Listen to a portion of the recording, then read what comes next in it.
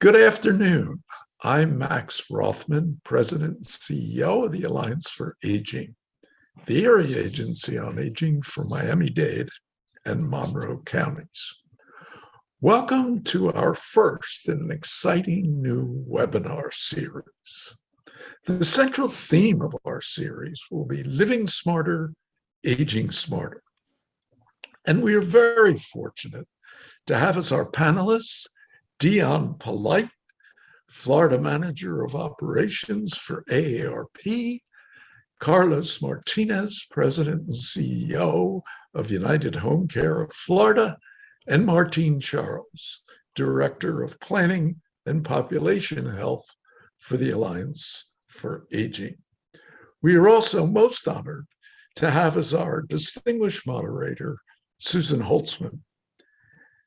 Susan is the older adult and special needs advocate from the Office of Mayor Daniela Levine, Cava. I hope you enjoy today's webinar. It is my pleasure at this time to turn today's event over to Susan. Thank you, Max. Thanks so much for that wonderful introduction. I'm so excited to be here and so excited to be speaking with these panelists. These are people that I interact with on a regular basis, and I have great admiration for their knowledge and expertise. And I'm so excited that we get to share it with everyone here. People here in Miami-Dade County are living longer these days. The projections are that by 2030, close to 40% of our population will be over age 65. So in my role as advisor to the mayor on aging population issues, there's a lot to think about. And so we want to share some of this information to you. We're going to talk about aging smarter. So we've prepared some questions and we hope to have an interesting discussion. So I'm going to get right to it because we have limited time. So let's start with Martine Charles from the Alliance for Aging. Hi, Martine. Given that the Alliance is involved in a wide array of services and information, can you tell us what programs does the Alliance offer to support healthy aging, and which of those are accessed most often at this point in time? Hi, Susan. Thanks for the question. I'm happy to answer that. So, as Max said, as an area agency on aging, the Alliance administers federal and state programs that help older adults remain at home and in their communities, what we call aging in place. So from that perspective, really everything that the Alliance offers supports healthy aging in some way, from in-home services to community-based services to classes and workshops that educate and promote healthy lifestyles. And through a network of 22 contracted provider agencies, the Alliance funds and manages these services, including things like congregate and home delivered meals, in-home services such as personal care, homemaking, and respite care. The Alliance also delivers health, counseling, and education, including assistance to victims of abuse, neglect, and exploitation, which is a growing issue. The Alliance delivers a variety of evidence-based workshops in English and in Spanish, online and in person, everything from exercise programs to learning about managing chronic disease, to weekly wellness seminars, to workshops that educate caregivers. The list is quite long. I think in terms of our highest volume services, I would say that meals, nutrition is at the top of the list. Last year, our providers delivered over 2.8 million meals. Also pretty high on the list are things like homemaker and personal care services, the in-home services that I mentioned. Again, last year we had about 380,000 hours of services in that category. We also track calls that come in through what's called our helpline. And through our helpline, some of the things that we get the most questions are, in fact, home delivered meals, home health aid services is very big on the list, personal care and homemaker services, electronic electric pump payment assistance, which is our eHeat program. Incontinence supplies is another that's pretty high on the list as well. And then Medicare information and counseling as well. I think those are the top, I don't know if I just listed about 6 or so. Great, thanks so much. So one question, the helpline number, do you know that off the top of your head? Can we share that number? Of course. Our helpline number is 305-670-4357. The 4357 is the word help. So it's 305-670-HELP. Great, and that number can be used by an individual who is in need of services or a family member or caregiver who could also be calling to get information. That's right. And then one other thing I just wanted to point out, because this seminar is entitled An Inside Look, and I know that we tend to use some language sometimes that maybe not everyone uses. So when we talk about congregate meal, a congregate meal, because Martine mentioned home delivered meals and then congregate meals. So congregate meals are those meals that are served at various older adult and senior centers in a group setting. So if you can go to your local active older adults program in a Miami-Dade County park, they may be serving meals that are supplied through the Alliance for Aging, and that's what we're referring to as a congregate meal. That would be correct, Martine? That's exactly right. Great. Okay. Thanks so much. So we're going to move on over to D with AARP, and AARP is a well-known organization. I think their marketing is so good. She may not need to explain too much, but please feel free if you want to give an intro. I wanted to ask you, where are your focus? Where is AARP Florida's focus right now as far as services, and how were those decided on? What were the indicators that helped you to decide, let's focus here? Absolutely. First of all, what a pleasure to be here with all of you. And it's really nice to see you, Susan. I saw you yesterday and I saw you just a couple of days before yesterday. So really nice to be in your company. You're right. AARP is branded very, very well. We're known as that organization that when people turn 50, whether they want it or not, they get a knock on the door through a card that says, hey, welcome to the club. I am charged with really sort of ensuring them that it's a good thing. You know, it's a privilege that is denied to many. We're also known as a wise friend and a fierce defender. And there are several things that we focus on. We want to make sure that folks at AARP receive trusted information, tools, and resources, and they know that the AARP website, which is www.aarp.org, and our emails and our newsletters, as well as our social media channels like our Facebook, Twitter, LinkedIn, Instagram, and all the others, really provide trusted information for members and non-members alike. Our focus. So there are 3 components to the work that we do here in Florida. There is community engagement and outreach, which is a division that I head up.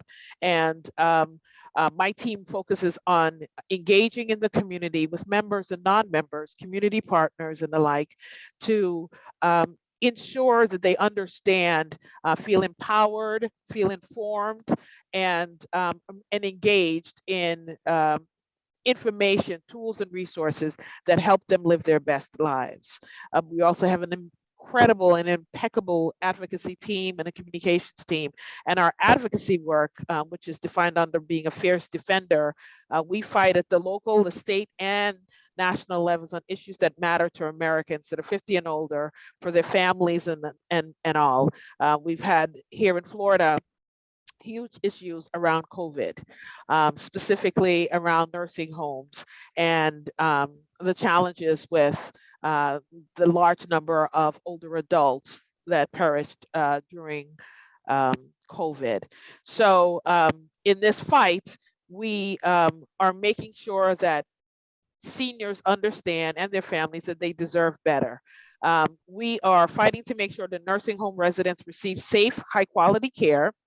that nursing homes and other long-term facilities must be held to highest standard to provide affordable, high-quality care, and that we must do more for, I say, older adults as opposed to seniors, who can have the choice to live in their own homes for longer. There's a direct correlation between the quality of resident care and nursing home staff levels in nursing homes. Legislation that was signed by the governor lowered Florida's nursing staff standards, taking nursing care out of nursing homes and putting our loved ones in harm's way. And there are many ways to address the workforce shortage the nursing homes face without eliminating minimum nursing staffing standards. So Florida's nursing home residents and families really, really deserve better. And so we're big on this push, and I think it's an important one, particularly as I just received notification a little bit ago that the COVID numbers are going back up again, and we here in Miami are in the red again. So this is an issue that's relevant and important and really key for us to and I think working collaboratively, all of us together. I think you heard me say yesterday that I really believe that each of our organizations is a force by themselves, but collectively and collaboratively, we can be a movement. And the nursing home situation in particular, one that I feel very strongly about, and it's one of the ones that here in Florida, we are focused on. Thanks so much, Dee. You said so much. I know, so sorry. That whole New No, York thing it's came great. into play and I started talking really fast. So sorry. It's wonderful. So a couple of things. I think, you're talking about a side of AARP that some people may not really be aware of, that we can get great discounts. I get great discounts through AARP. I love the magazine. I love the newsletter. I get great and fun information. However, there's a very serious side to AARP. And as a professional in this field, I am a gerontologist. I turn to the AARP often for information when we're looking for data and statistics on the aging population in Florida or nationally. There's a great deal of research being done out of AARP. So I also encourage all of you, take a look at the website and visit all of those tabs. There's a great deal of information there that has great value. And given the size of our aging population, we are a powerful group of people. There are a lot of us, and we vote and we spend money. And so we are a powerful group, and we need to remember that, and we need to mobilize that. So Dee, both you and Martine referred to aging in place as the preferred way of aging. So again, that's a term that we use quite a bit. So we're talking about comfortably aging in the place that we live, whether that's a house, whether we've downsized to a condo, whether we have chosen to live in an assisted living facility, but whether, how we want to age in that place. So that's going to bring us over to Carlos of United HomeCare. And United HomeCare provides home care services. I'm not going to say specifics, Carlos, I'll let you do that. But I think, can you give us a better understanding of what that really entails? I mean, I think people don't have a good understanding, or at least I know I didn't, of the various levels of care that are involved in home care and when we might start using it and how we can plan for that. Oh, sure. So my name is Carlos Martinez. I'm the president and CEO of United HomeCare. United HomeCare is a local not-for-profit organization with 950 employees. And we are a partner since 1974 with the Alliance for Aging as a lead agency.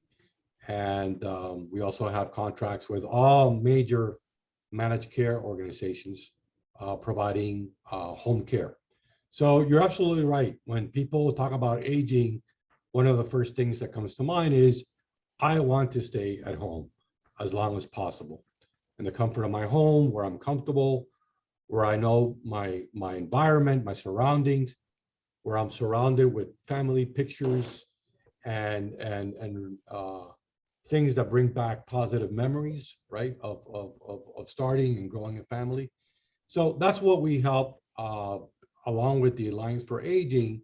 We help families be able to age with grace and dignity at home.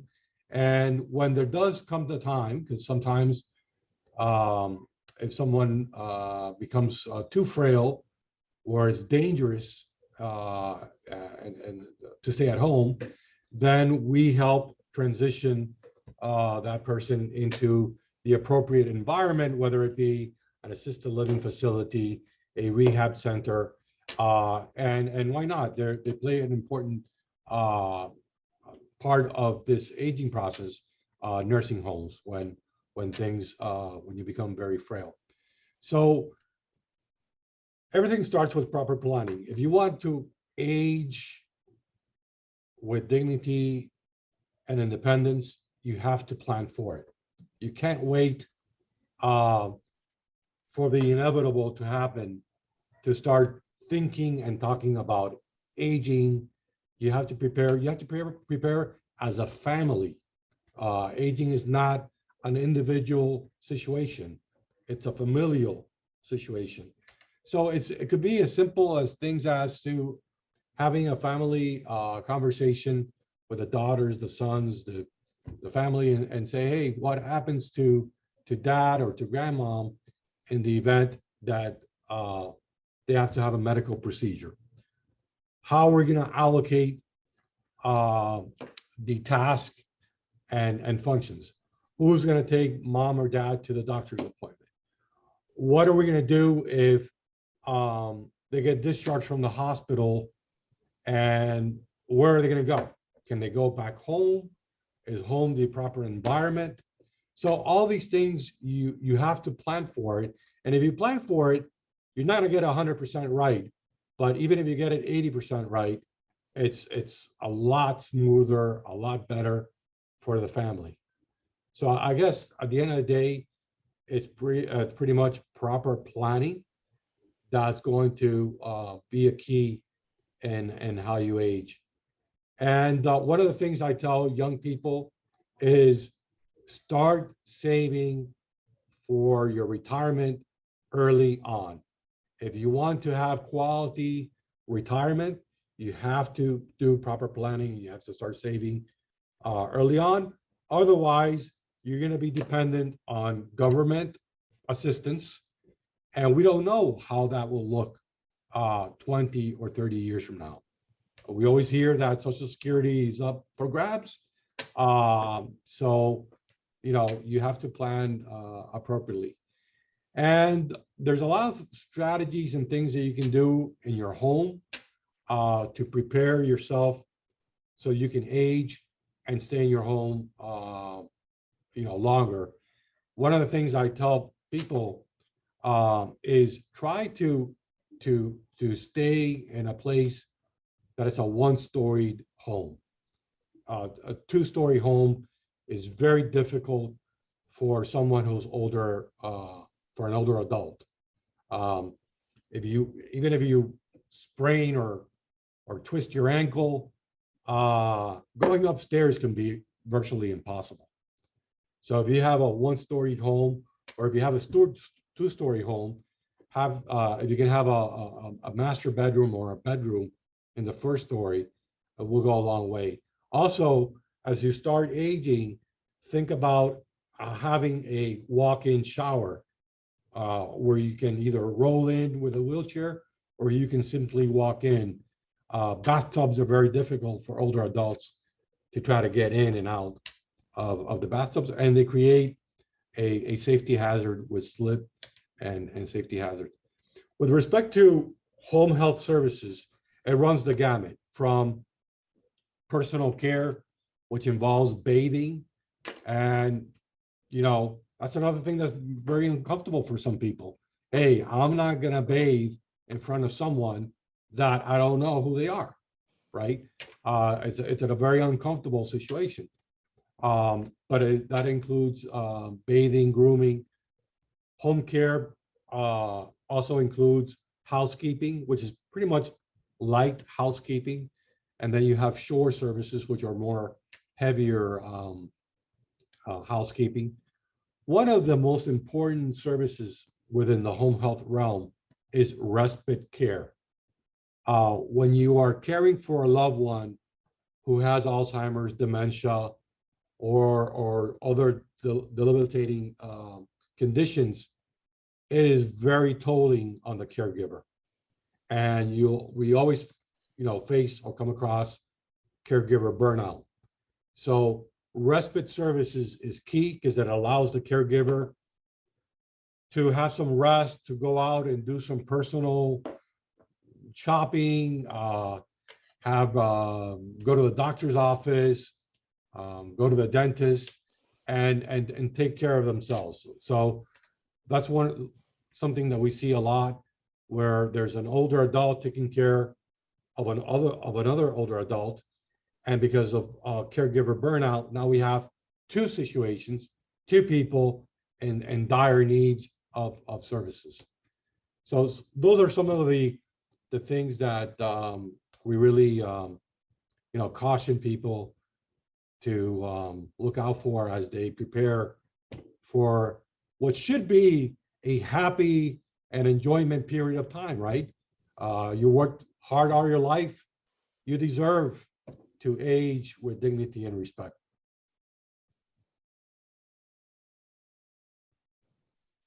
Thank you so much. Again, so much to unpack there.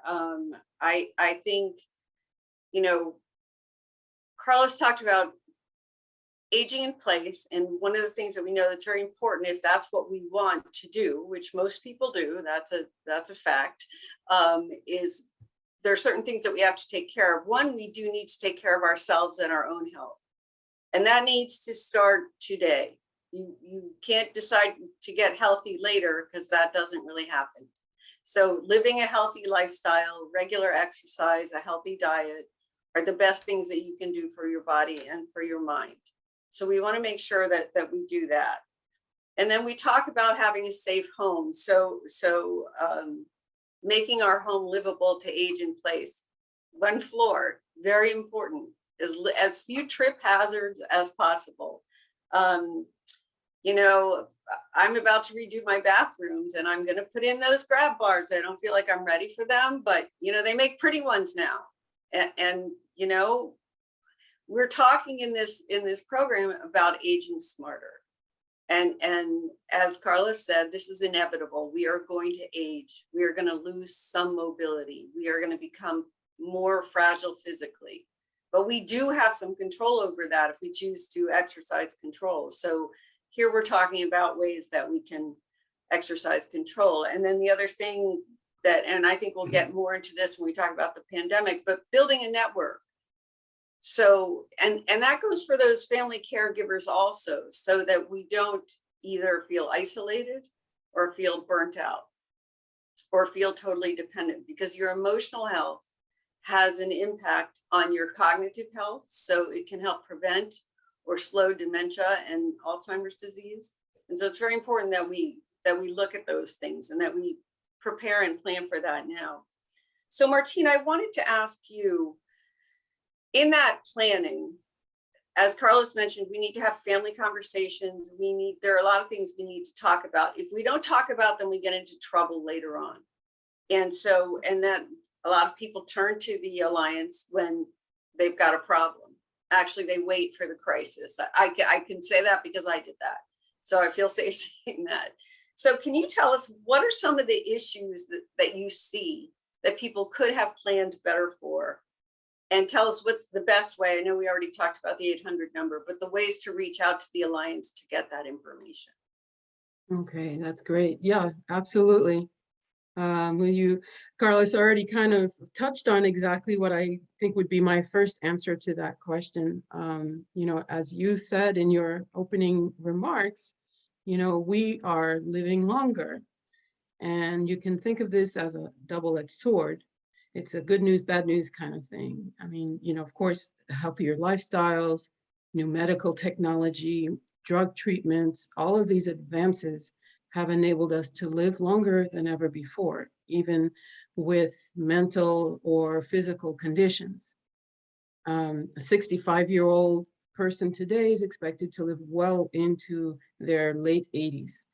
But because we are living longer, as Carlos said, our ability to perform normal activities of daily living could be hindered due to medical issues. In fact, 7 out of 10 individuals will need home health care sometime during their lives, maybe for months, maybe for years. So My first response to your question, I think, really is that planning for long-term care services that assist these individuals, all of us really, with everyday activities like eating, bathing, dressing, mobility is more important than ever. And you're right, people delay that until there is a crisis, until whether themselves or someone in their family is in, immediate need. And that's when they start looking around. People don't know about the Alliance many times until they're in that crisis mode. And, the time to plan should have been probably years ago. And I think the reason for that really is that many Americans don't want to think about a day when they can no longer live independently. It's not a thing that we like to think about, really. The truth is, though, Carlos, I think you mentioned it, 70% of Americans over the age of 65 will require some form of long-term care. Too many people make that mistake of waiting too long to plan for their long-term care needs. And sometimes it's too late when there's already a need in place. So if anything, when it comes to planning as individuals, that would be the first thing that I would encourage people to take seriously. Talk to your financial advisors or to people who can help you plan financially for it. Talk to your family members, what's going to be the plan when, someone needs that extra help, where will you get those services? How will they be paid for? Is, nursing home an option? Is assisted living an option? What are the options you're willing to consider? How will it get paid for and who can help? Thanks so much. And so I think, having these conversations, as we said, is so important. And a lot of times people think, well, I don't want to be a burden to my children. That's the one thing I don't want. And I would like to remind people that by not having these conversations and by not planning, you create the burden, because then your children or whoever the caregiver in a sense of it could be your neighbor who notices that you are struggling, but they have no information to go on. If you didn't do any planning, then those decisions have been put on them, and those are hard decisions to make for another person. So having those conversations and understanding that by having those conversations, by acknowledging that we are all aging, that we all will need some help at some point, we're actually becoming less of a burden, not more of one.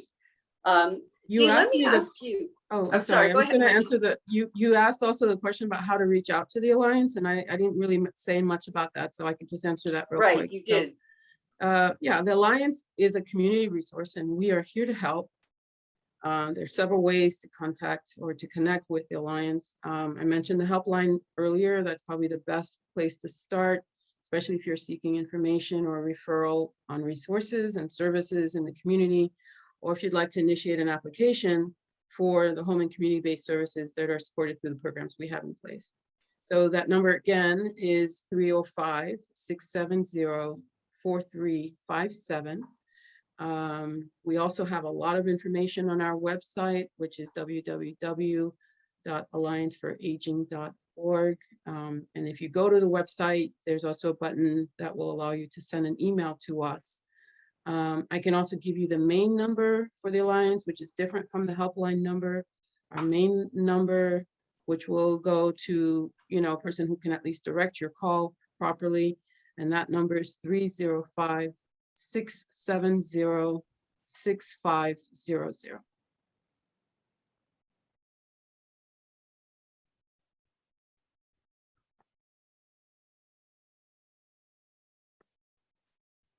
Thank you.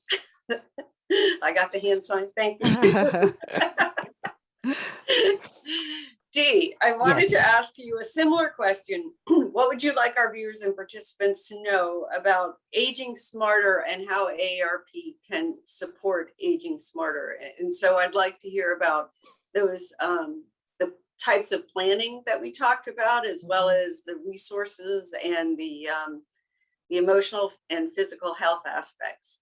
Absolutely. Yeah. So I'm going to try to pace myself and talk slower. But there are a couple of things, right? And I think what we realized, particularly during the pandemic and coming out of, well, not really out of the pandemic, but morphing into our new normal, is that we had to create opportunities for all different levels of people's comfort. So there are still people that are very hesitant to come out and about and interact. And so we are beginning to consider in-person interactions, but we're also very much engaged in a virtual space, which allows people to be connected and engaged. And that could be from learning how to knit, to yoga, to exercising, to beginning to learn a new language, or even an initiative that we started right before the pandemic, even volunteering to be a part of what we call the Friendly Voice program, where you call isolated and lonely older adults to engage in a conversation. It doesn't have to be somebody you know, but somebody that we're aware that needs just the touch of a voice to engage. You talked about research that AARP does, Susan, and I appreciate that. We are truly an enterprise, and the work that we do in research is really just amazing. One of the things that we know for sure is that social isolation and loneliness contribute to the detriment of a person's physical and mental health. So much so that they equate it to if an individual smoked 15 cigarettes a day. That is devastating. The other fact that we know to be so is that folks that have dementia or Alzheimer's or different brain health conditions deteriorated at a faster pace during COVID or the shutdown than they would they have been diagnosed 3 or 4 years previous to that. So those are all situations that we're very much aware of, and now creating opportunities for people to be engaged through technology. So we're offering a free technology class, engaging and encouraging people to volunteer, to engage with young people, to write notes. All of those things, and it's touching in a different way, but what we're hoping we're doing is still remaining relevant, because that I think is really key. I'm going to go back again to some of our advocacy work, because we really, and that's particularly here in Florida, we're really, really, really now honing in on some issues that matter, enhancing how people live, the space that they feel safe in, and both Martine and Carlos talked about feeling safe in your space, being able to age in place, but also along with that are safe streets, and making sure that there are policies that are in place that would allow somebody, and it actually applies to people that are younger as well. It could be somebody pushing a baby cart, a baby carriage, or somebody riding a bike. We have to ensure that there are policies in place to make sure that people can enjoy this beautiful South Florida. That there are road safety cautions in place, that people recognize that when the sign says stop, it means stop. It's not a suggestion. It's not a request. Stop. So AARP is really engaging in conversations with our local legislators and at the Capitol about how do we collaboratively make sure that things are in place to make sure that there is a quality of life to aging. So people are not afraid of losing their independence, of losing their voice, of feeling present during this time that we're in. As a side note, I lost both my parents last year. My dad had dementia and my mom had ovarian cancer, but the idea of them, for both of them, losing their independence, having, me say, okay, this is what we're going to do, was really very frightening for them. And I think Carlos made the point, we've got to start with a conversation. It's really, really important. I'm in my 60s now, and I engage in those conversations because Indeed, it matters. It matters who you have around you. You need to form a team. You need to have trusted, sometimes they're family members you don't trust, but there's a close friend or a pastor or an attorney or a banker or somebody else that you bring into your fold that can help you really make decisions while you're able to make decisions on how you will age. Thanks so much. And I think, so you talked about services around helping us with our emotional state, making sure that we're reaching out. Learning new things is an extremely important part of maintaining cognitive health. So you might be able to tell, I used to work in the Alzheimer's field. So I know you are a wealth of information and knowledge. And so, yes. But that idea, like you talked about learning to knit or online learning programs, learning new things, not something you already know how to do, but learning something new, a new language, that activates your brain in a different way. And that's very healthy. I will put in a plug for the Miami-Dade County library systems. Yes. We also have a huge amount of age-friendly programming, both online and in person at our libraries. So check that out. There's a great opportunity. You can order books and have them delivered to your home. So as if we see the virus numbers continue to go up, that might be a service that people want to take advantage of. I think, the other thing that Dee said it is about, our community and making it a safe and comfortable place to age. So Miami-Dade County does participate in the age-friendly communities, which is an initiative by the World Health Organization and AARP. And there are 13 of the 32 municipalities in the county that also participate in that. And so we look at transportation options. Are they appropriate for all ages? Because this is age friendly. But I would encourage everyone on this call to get involved. If you have an issue in your area, do not be afraid to reach out to your commissioner. That's their job. And the commissioners on the Board of County Commissioners can make changes and can make a difference. So the mayor's office works with the commissioners, but most of the change actually comes through commissioners' offices, and it's important to know that. So that kind of community engagement, I encourage everyone to continue to be involved in that.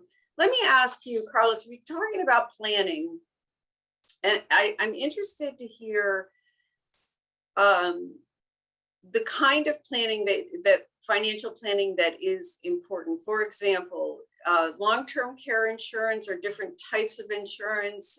Where do you see the difficulties for people that do need some level of home care, even if it's a temporary, maybe after recovering from a surgery or something?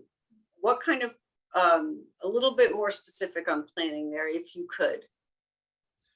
Okay, this is a very interesting area, and I think it's something that we at United Home Care will make ourselves available to work closely with our other partners in the community, the United Way and the Alliance for Aging.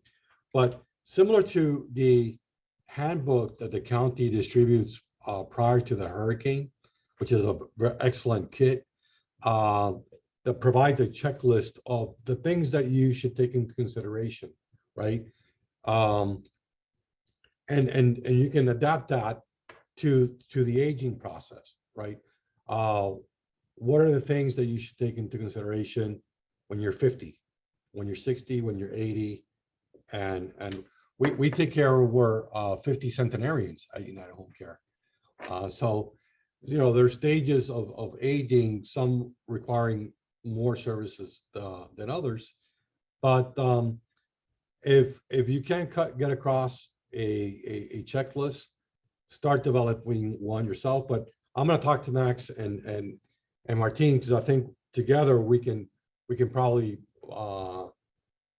create one that we can use as a community resource handbook for aging, and all the partners can come in with that. There are certain tools that are available. Let's be honest with you. Let's be honest. There are certain tools that are available if you have money, right? Long-term care insurance when it was first rolled out and they didn't have really a lot of statistics, was fairly inexpensive. Now it's practically, unreachable. But there are other saving techniques, 401ks, and other Roth IRAs and IRAs, a whole gamut of investment vehicles that allow the person to start saving early, and that'll go a long way, especially when you're retired and you're living on a fixed income.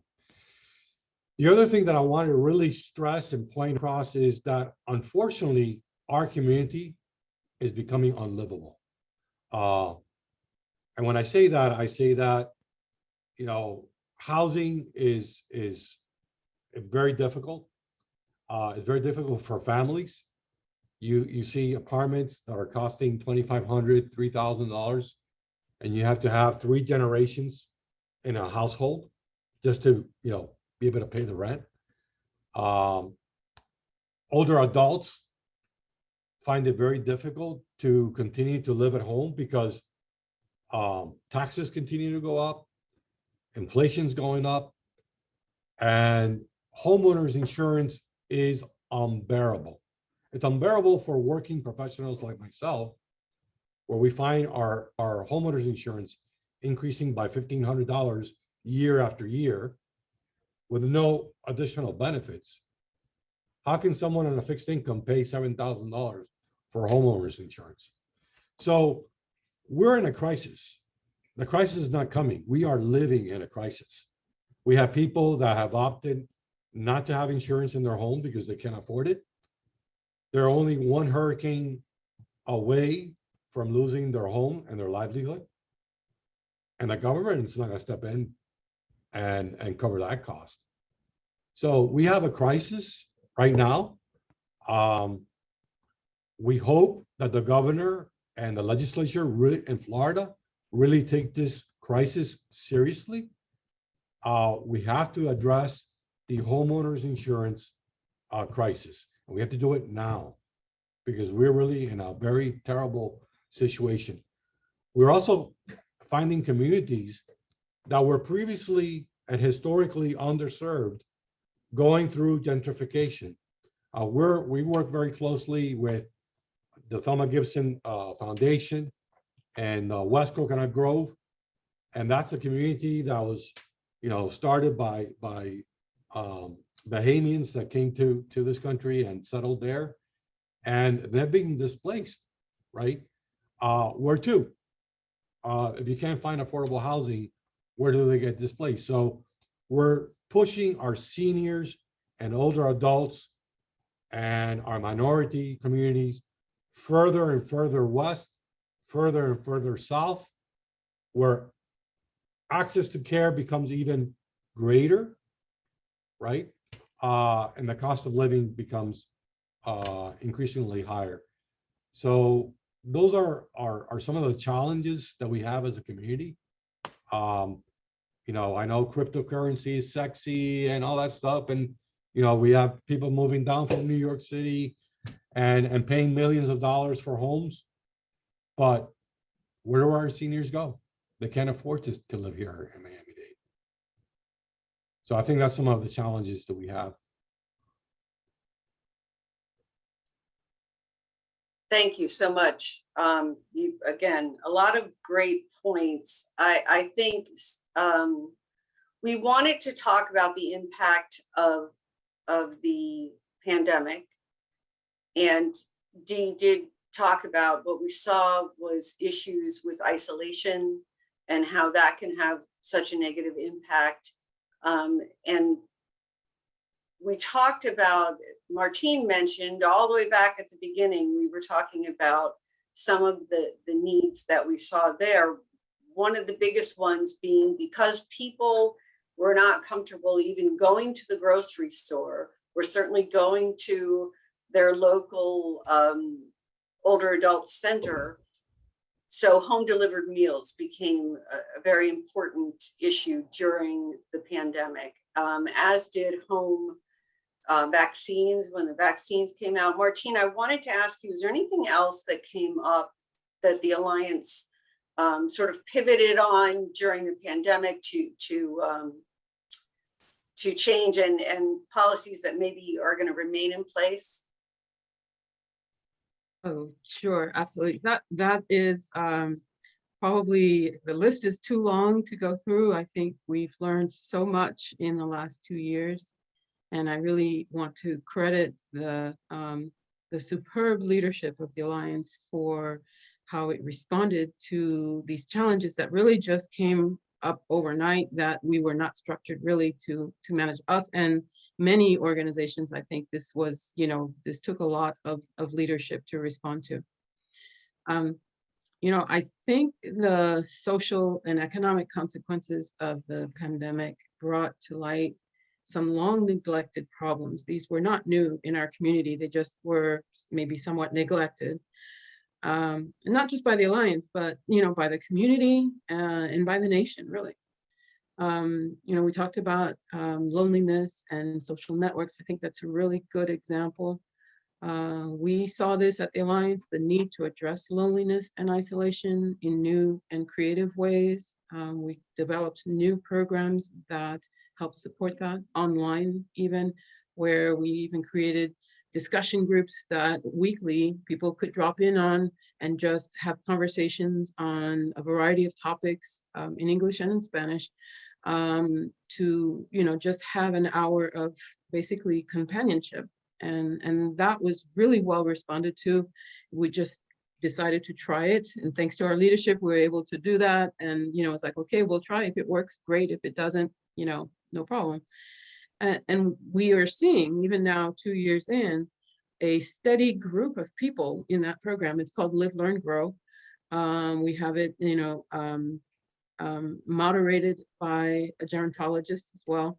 And we have regulars that are there every single week, even sometimes traveling, and they will call in from their phone and they will be there for that 1 hour because they've developed a friendship and they look forward to it.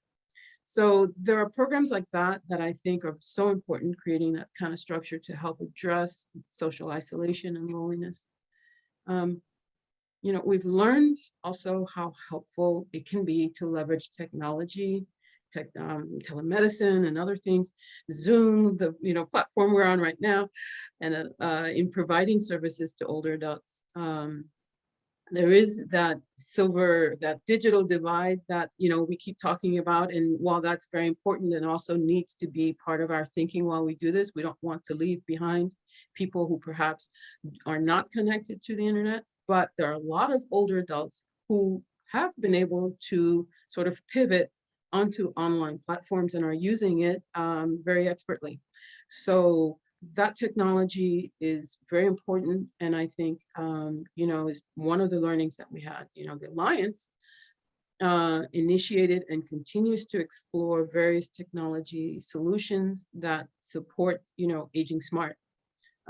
We've somewhat befriended technology, you might say, and really I think there's no going back at this point.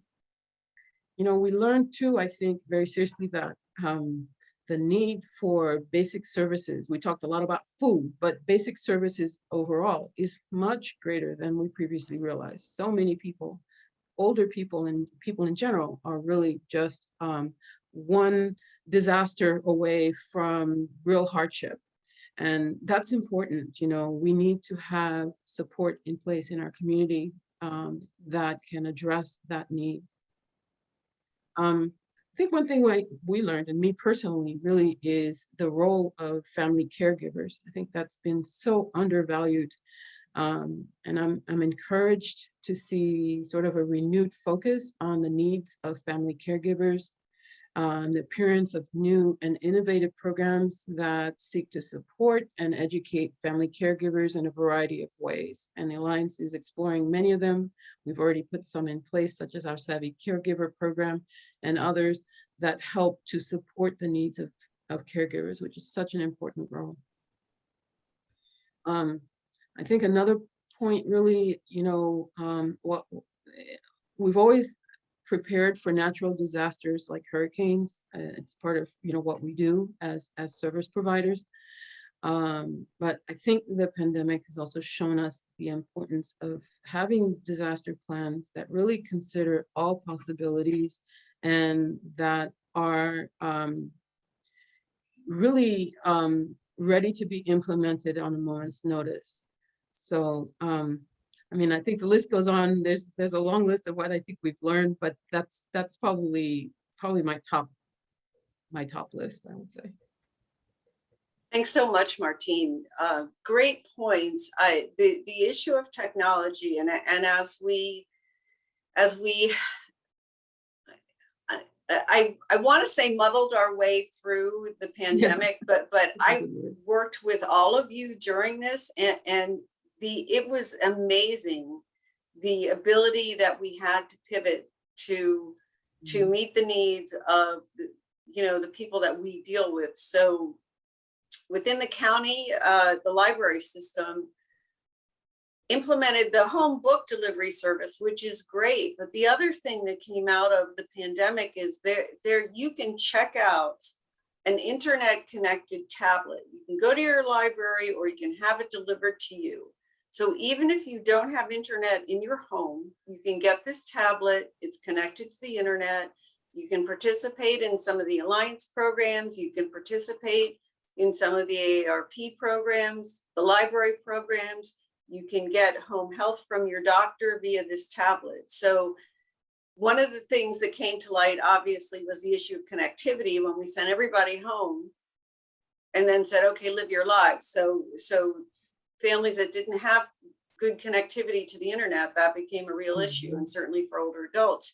So we looked at how we can address that, and that is now in the forefront of a lot of the things that we're doing.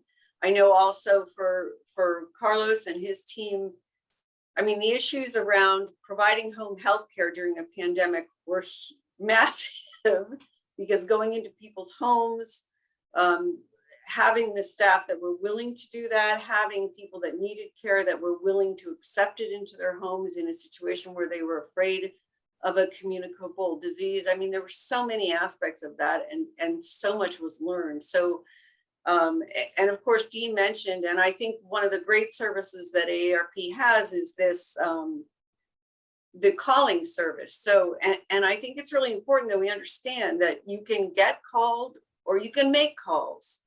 So if you have the time on your hands and you're an active older adult who wants to reach out to other adults, take a look at that. There are so many opportunities to get involved in your community. And I think the more involved we are, it's going to bring me back around to what Carlos said about, then we can talk about things. And when we talk about things, we talk about planning. We talk about, this is what happened in my family. What happened in your family? What do I need to do?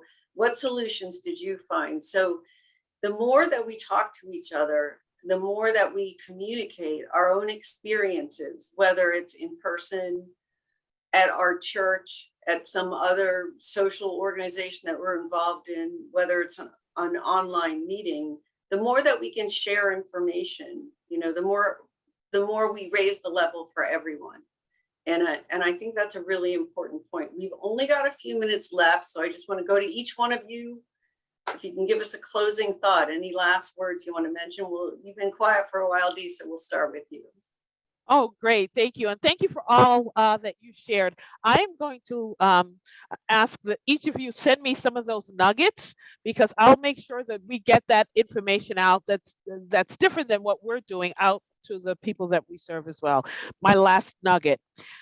It is a known fact that people 50 and older are the most engaged people when it comes to voting. This is a year where your voice matters. This is a year where we need to show up. AARP is encouraging and supporting everyone, no matter what your particular party or affiliation is. Get out and vote. Get your voice heard. That's how we can make a difference. Thank you. Thank you, Dee. Carlos? Join us in advocating. We had our home health aides were out in the field From day one, we never closed our doors. They were providing services to our older adult population. These people deserve combat pay, right? They were the true heroes that were there every day. They didn't abandon our disabled and older adults. So please join us in advocating to our legislature, both here in Tallahassee and at the federal level, so that we can find solutions, so that we can increase the pay to home health aides and others that work in the caregiving space. Thanks so much. And Martine. Thank you, Susan. No, I think the two panelists have said it perfectly. I think no matter your age, whether you're 20 or you're 70, aging is an important issue that we all need to be involved in, educated on, advocating around, and voting on. I think that's so important no matter your age, because we all have family members, we all are aging, and so this is an issue that affects all of us.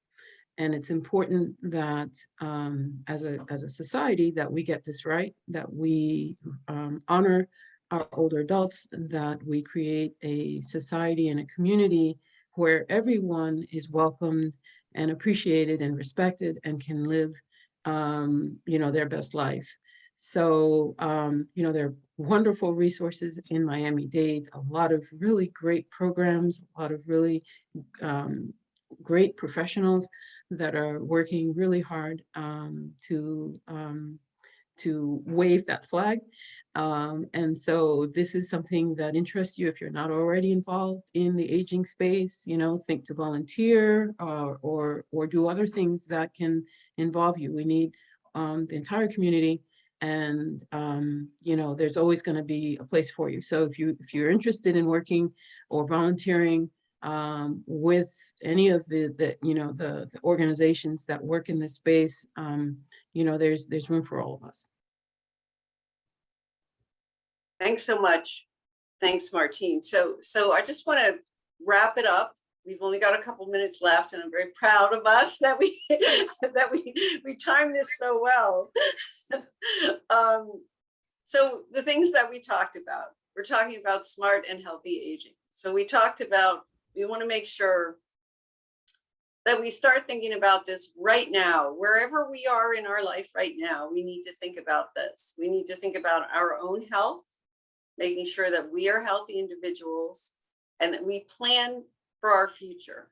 So we want to start planning. We want to think about, where do we see ourselves in 5, 10, 15, 20, 30, 40 years, however long it is we're going to live. But where do we, true planning, financial planning, and planning where we have conversations with our family about what we're going to need and what's going to be important to us, so that we don't leave those decisions to other people who really don't want to be making those decisions. We want to talk about being active right now, being socially active, being politically active, vote, get involved, talk to people, volunteer. We have this community of people over 65. There's a lot of us. I'm not over 65 yet, but I'm close. But there are a lot of us, and we have such great power. So get out there, get involved, and use that power, because this is the thing that's fascinating about this to me, is this close to 40% of our population that is going to be over 65 8 years from now. That's what the projection is, 8 years from now. This is really a population that never existed before. Healthy, active, older adults who can participate and who can take care of themselves if they plan correctly, and who can make change. That's who we have, and that's a great opportunity for growth and for innovation. On behalf of the mayor, I want to say she's acutely aware of that. This is a great opportunity to get people involved and mobilized. I think I'm about down to the wire, so we're going to wrap it up. Thanks, everyone. Thank you, Dee, Carlos, and Martine, for participating. Thank you, Alan and Max, for having me. What a pleasure this has been, and have a great day, everyone. Great, thank you. I hope you enjoyed today's webinar and gained a new awareness from the perspective of 3 extremely influential organizations in our community.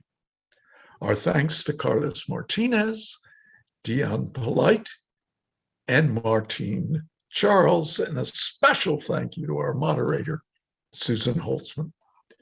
We hope to see you for our next Living Smarter, Aging Smarter webinars, where topics will include cognitive health, health and wellness, adult caregiving, and loneliness and isolation.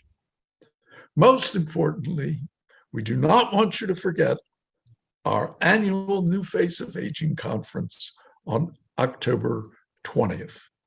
We will have many important speakers on the theme of technology and innovation. Thank you very much, and stay safe.